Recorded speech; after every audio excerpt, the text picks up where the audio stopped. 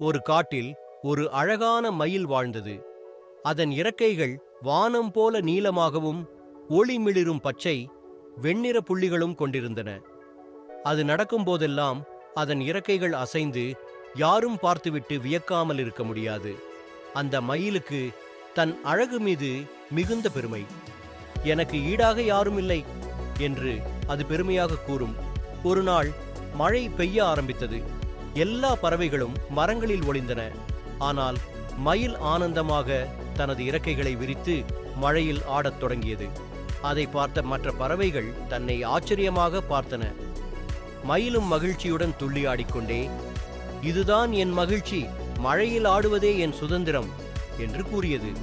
அந்த நாள் முதல் எல்லா பறவைகளும் ஒருவருக்கொருவர் ஒவ்வொரு தனித்துவத்தையும் மதிக்கத் தொடங்கின. விளக்கம்: அழகோ திறமையோ தனித்துவமோ, ஒவ்வொருவருக்கும் ஏதாவது சிறப்பு இருக்கிறது. அதை மதிக்கவும் வாழ்த்தவும் கற்றுக்கொள்ள வேண்டும். Please subscribe our channel.